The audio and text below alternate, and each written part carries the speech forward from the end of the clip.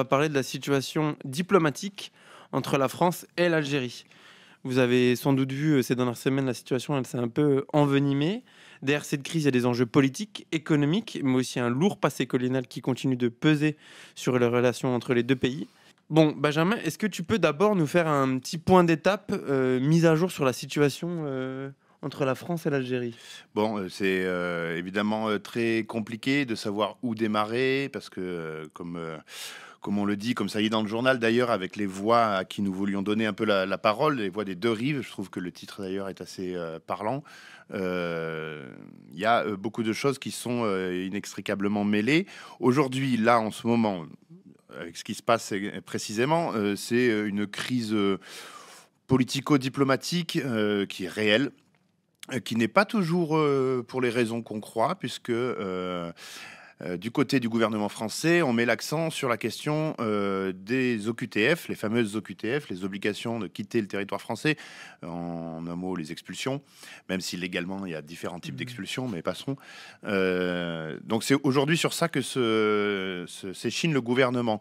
Alors, ça n'est pas dénué d'arrière-pensée électorale, évidemment. Le fer de lance de cette question-là, c'est Bruno Retailleau, le ministre de l'Intérieur, qui en fait donc un argument électoraliste en mélangeant allègrement l'immigration, les Franco-Algériens, les OQTF, et puis qui fait des clins d'œil appuyés, évidemment, à l'Algérie, la décolonisation, l'indépendance, et voire l'Algérie française, puisqu'on sait qu'il y a énormément de nostalgiques de l'Algérie française, et qui aujourd'hui, de plus en plus, donnent de la voix et ont pignon sur rue, y Mmh. compris donc à l'Assemblée, mais également ailleurs. J'ajouterais juste qu'à mon avis, il y a deux choses qu'il faut bien distinguer. Il y a une crise diplomatique entre la France et l'Algérie qui est réelle. On va y venir. Il y a des points sur lesquels il y a des désaccords. Et ensuite, il y a une espèce de surenchère verbale qui est en fait franco-française. Euh, En Algérie, ben en plus, donc j'y étais il y a environ un mois, puisque j'étais allé dans les camps sahraouis au Sahara occidental. Je suis passé en Algérie. J'en ai profité pour beaucoup lire la presse algérienne. Bon, il y a une grande presse francophone, hein, que ce soit El Watan ou El Moudjahid, euh, qui en parle énormément. Il y a quand même un point qui me paraît, un point de départ qui me paraît intéressant, c'est qu'aujourd'hui, le nom du ministre français le plus connu en Algérie, c'est celui de Bruno Retailleau, qui est le ministre de l'Intérieur. En temps normal, ça devrait Mmh. être le ministre des Affaires étrangères, Jean-Noël Barrot, qui est inaudible. Euh, et évidemment, celui, la voix d'Emmanuel Macron, ça on y reviendra aussi un peu plus tard, Mmh. qui lui n'est pas inaudible, il est carrément silencieux. Heu, Pourquoi les relations entre Paris et Alger, elles restent aussi compliquées, 60 ans après l'indépendance? C'est vaste question. Évidemment qu'il y a une question de décolonisation mal réglée côté français. Je pense Euh, notamment à ce qui s'est passé avec Apathy, ça c'est Oui, bah, c'est emblématique. Il y a un déni absolu de la réalité, voire un négationnisme qui est très fort. On voit que quand Jean-Michel Apathy a parlé des oradours sur Glane, donc c'était ça, hein, les propos qu'il a dit, que la France a fait plusieurs oradours sur Glane en Algérie. Tout de suite, il y a une levée de boucliers, de négationnistes, parce qu'aujourd'hui, les faits sont établis. Il y a eu beaucoup de travaux d'historiens. Dans le dossier de ce matin du journal, il y a un très bon entretien avec Benjamin Stora. mmh. Benjamin Stora, qui est un des historiens, j'allais dire historien historique. Ça ne veut pas dire grand-chose, mais c'est un des pionniers de ces travaux-là sur, on va dire, comment s'est passée la colonisation, la conquête coloniale, etc., etc. Bon, il faut savoir que selon ces travaux, la conquête coloniale au cours du 19e siècle, ça pourrait atteindre près d'un million de morts. On s'imagine pas le carnage que ça a été. Mmh. Des oradours sur Glane, alors ça dépend ce qu'on appelle oradours sur Glane, mais en tout cas, des massacres, des enfumades, des filles violées sous les yeux de leurs parents, des pères assassinés sous les yeux de leurs enfants. Il y en a eu des milliers. Voilà, donc ça a été déjà à l'époque. Et ensuite, ça a été le cas ensuite pendant la guerre d'Algérie, puisqu'il y a eu énormément de temps entre les deux, hein. C'est quand même 132 ans, Mmh. la colonisation française en Algérie. Entre les deux, il y a eu énormément un laps de temps long s'est écoulé, mais en tout cas, la guerre d'Algérie est quelque chose qui n'est pas du tout réglé en France. Moi, je me rappelle, je suis une génération au-dessus de la tienne, mais la génération de mes grands-parents, les grands-pères, avaient fait la guerre Ouais, d'Algérie. mon grand-père l'avait fait. Aussi, oui. Ouais. Bon, on n'a pas trop d'écart Ça alors. va. Mais c'est quelque chose dont il ne parlait pas. Évidemment, il y a la question de la torture, d'où le livre La Question d'ailleurs, que je recommande à tout le monde à lire. Euh, donc, il y a ça vraiment qui est pas réglé. Et Du- c'est important d'avoir ce visuel-là en toile de fond parce que ça explique quand même pas mal de choses. Oui, oui. On se souvient qu'il y a 2 ans, c'était en 2022, au moment où la nouvelle Assemblée nationale a été mise en place, le doyen de l'Assemblée fait le premier discours, c'est d'usage. C'était José González, donc néo-député RN. Le RN avait fait une entrée en force avec plus de 80 députés. Le premier discours de José González, qui est un rapatrié, en tout cas sa famille est rapatriée d'Algérie, avait été un discours de nostalgie de l'Algérie française. Alors, qu'il soit concerné personnellement, je le comprends tout à fait. Qu'il en fasse un argument politique, c'est évidemment dans la droite ligne de l'extrême droite, qui n'a jamais accepté la décolonisation et l'indépendance algérienne, d'autant qu'elle s'est passée très violemment, ça c'est clair, pour de diverses raisons. Pour ajouter à ça quand même, je pense qu'aujourd'hui, il faut quand même ajouter un mot sur le régime algérien, qui pour une bonne part a fait de cette question-là, alors on appelle ça rente mémorielle. Je pense que l'expression se discute, mais en tout cas, aujourd'hui, là, ce qui se passe en ce moment, pour le régime algérien, c'est du pain béni. Mais vraiment, c'est du pain béni. Ça ressoude tout le monde, tous les Algériens autour d'un régime qui est pourtant plus que discutable. C'est ce que tu as ressenti sur place? Même dans la presse? Oui, bon, après, c'est évident. Bon, la presse algérienne, elle est comme la presse française. Elle est empreinte comment dire, d'un bain de culture qui est issu de la nation algérienne, ce qui est tout à fait normal. Elle est aussi, l'Algérie et c'est normal. Elle s'est construite sur ce qui s'appelle la guerre Oui. de libération nationale. Donc, c'est évident qu'aujourd'hui, quand la France, en tout cas, ils sont pas dupes, hein, par contre. Hein. Ils savent très bien que c'est la droite et l'extrême droite française. Hein. Ils font bien la différence. Donc, il n'y a pas de sujet par rapport à ça. Non, ça, c'est important de le signaler. Hein. Et le point de départ, tu le disais, c'est les OQTF. Alors, c'est pas le point de départ, mais Oui, en tout cas, c'est le point d'accroche. C'est Oui. la nouvelle pièce dans la machine, quoi. Mm. Parce qu'il y a eu le Sahara occidental, etc. On va y revenir On va y après. Oui. revenir. Mais les OQTF, ce qu'il y a d'intéressant à souligner, c'est que il y a le même taux d'exécution entre l'Algérie, la Tunisie et le Maroc, à peu près 4-4. Oui, exactement. Ce taux d'exécution, ce taux d'exécution des OQTF. Alors, pour le dire en bon français, c'est simple, c'est le pourcentage des expulsions qui sont effectives. Voilà, entre celles prononcées et celles qui sont réalisées. Il est tout à fait normal qu'un pays puisse décider d'expulser certaines personnes selon leur dangerosité supposée, etc. Même ça pose encore d'autres questions de droit, voire philosophiques, mais en tout cas, c'est pas la question. Le taux des OQTF était beaucoup plus élevé, d'exécution des OQTF était beaucoup plus élevé dans les années 2010. Ça atteint, pour l'Algérie précisément? Pour tout l'ensemble des pays. Alors, pour plusieurs raisons, c'est-à-dire qu'il y avait souvent de meilleurs laissez-passer consulaires, comme on appelle ça, donc de meilleures relations diplomatiques. Et puis surtout, en fait, c'est un pourcentage. Donc, il ne faut pas oublier que si ce pourcentage a baissé, c'est parce que en fait, le nombre d'expulsions prononcées en France a totalement explosé. Donc, cette explosion fait que mécaniquement, celles qui sont effectives, qui sont effectuées, sont plus basses.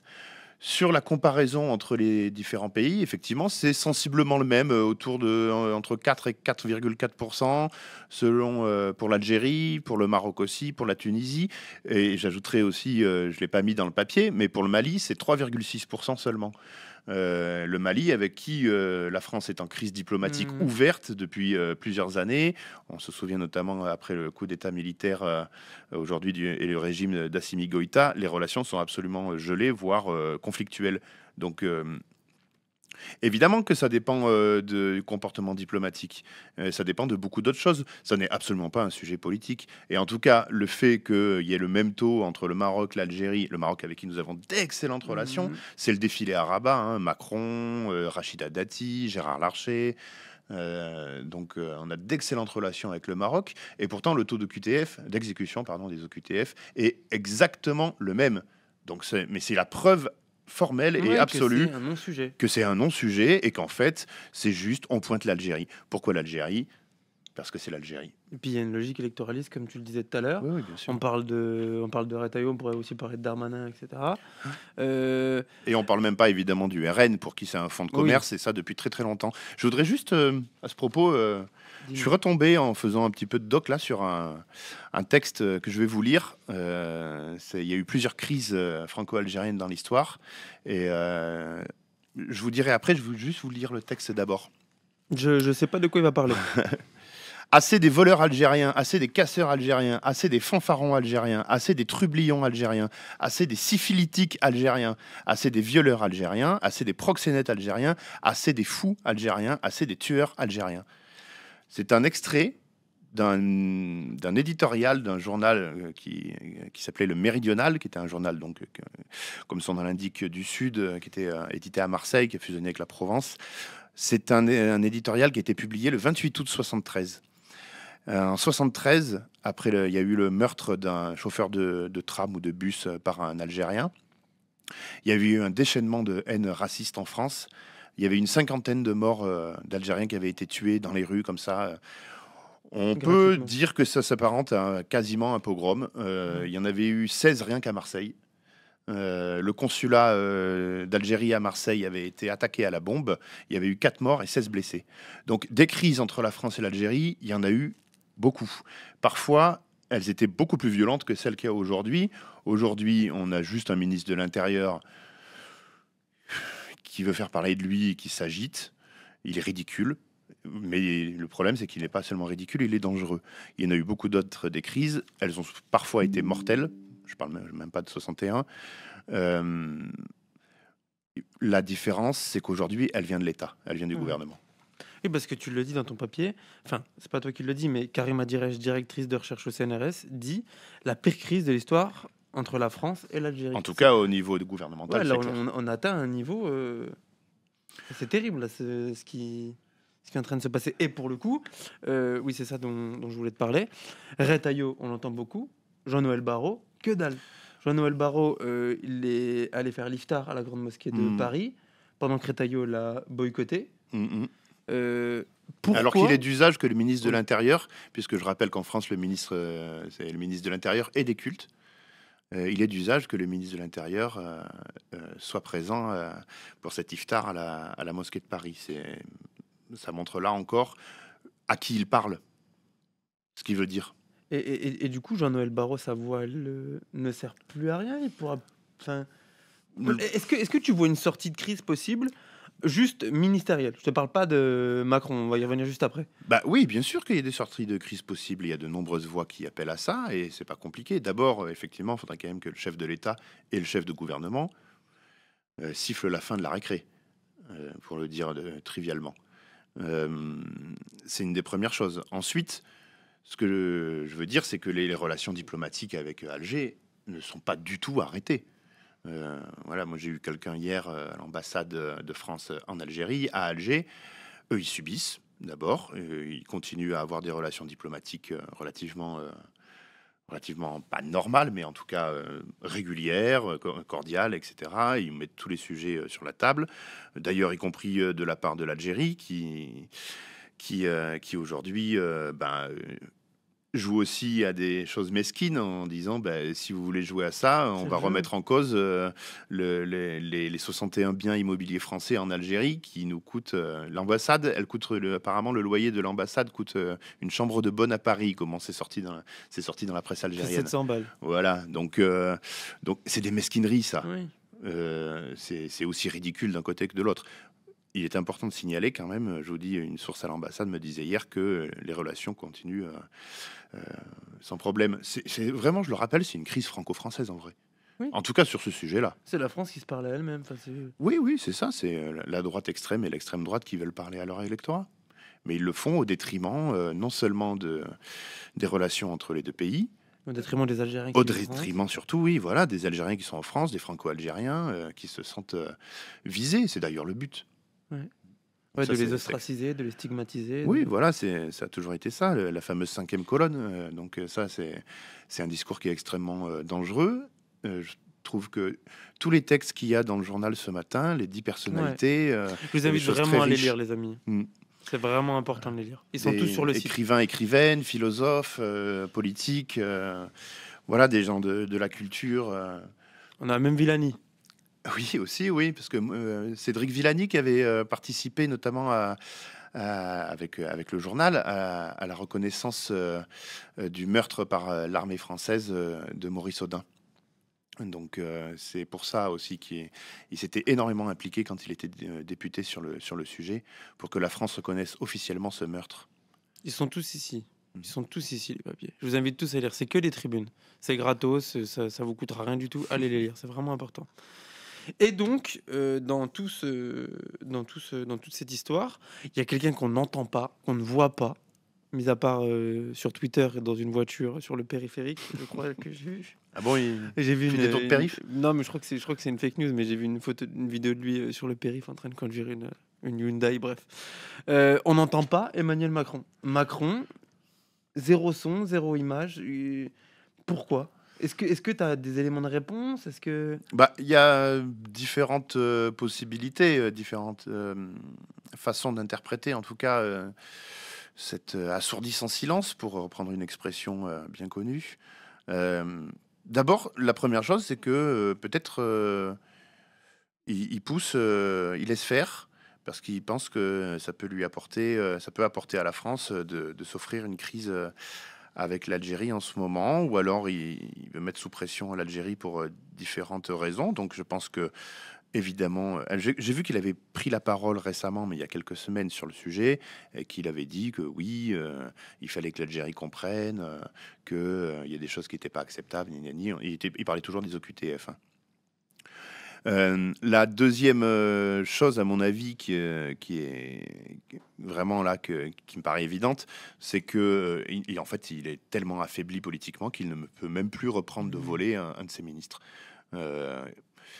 Enfin, ce gouvernement, et on voit bien que depuis les législatives de l'année dernière, où il n'est même plus capable de respecter un résultat démocratique, bon, à ce moment-là, en fait, le gouvernement, il y a eu l'épisode Barnier, maintenant l'entrée de Retailleau, on voit que ça dérive, mais totalement vers la droite extrême, voire vers l'extrême droite. Ouais, Retailleau est ouvertement d'extrême Oui, droite. oui, oui. Quand il dit que l'immigration est un problème, c'est une parole d'extrême droite, c'est même pas une parole de droite.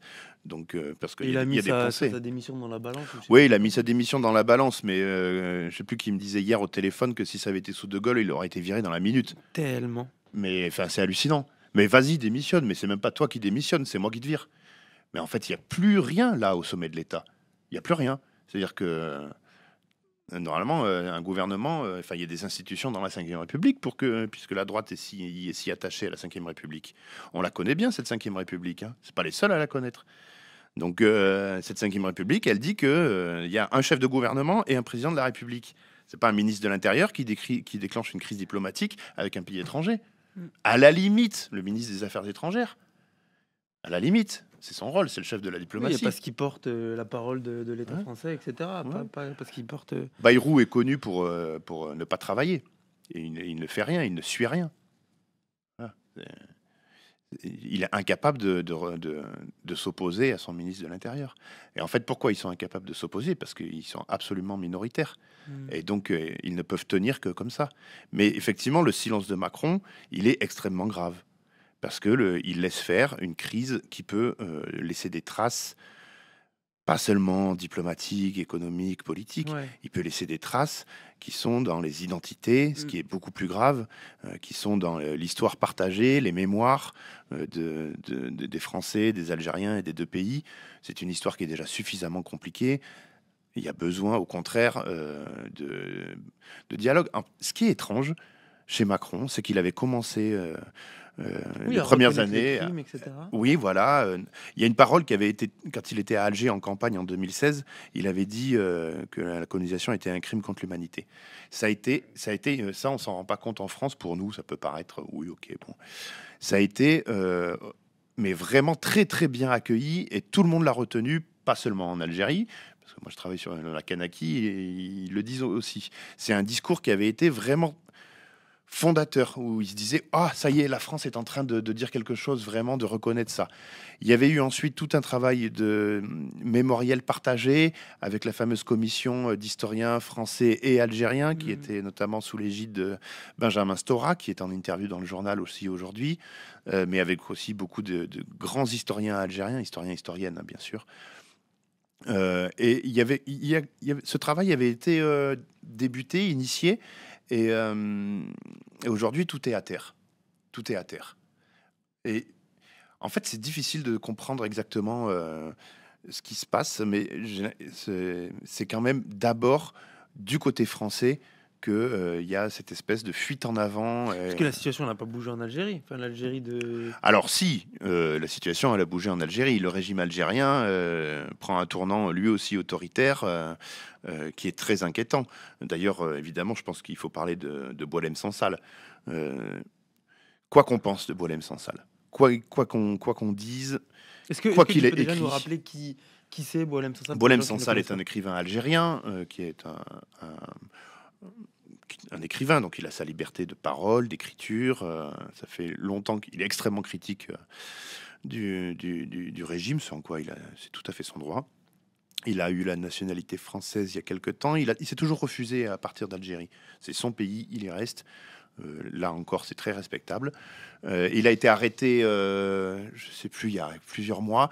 Et là, c'est tombé aujourd'hui. Le parquet, je ne sais plus quel parquet, je crois que c'est le parquet d'Alger, a requis 10 ans de prison pour atteinte à la sûreté de l'État. Donc, un homme de 80 ans. Contre un homme de 80 ans qui est malade. On en est à un régime qui peut mettre en prison et condamner à 10 ans, en tout cas requérir 10 ans, on verra ce qui se passe, contre un écrivain. Alors, je pense que personne ici n'est d'accord avec ce qu'écrit Boualem Sansal. Notamment, il lui reprochait de dire qu'une partie de l'Algérie était marocaine avant la colonisation. Enfin, en gros, c'est pour ça, c'est atteinte à l'intégrité territoriale. Mais c'est un écrivain. C'est pas un homme politique. C'est pas un militaire. C'est donc il use de sa liberté de parole s'il dit quelque chose qui peut être répréhensible, mais une atteinte à la sûreté de l'État par un écrivain, sérieusement, ça montre bien la faiblesse du régime aussi. On le sait très bien, le régime est faible depuis le Hirak, c'était en 2019. Il a été considérablement affaibli.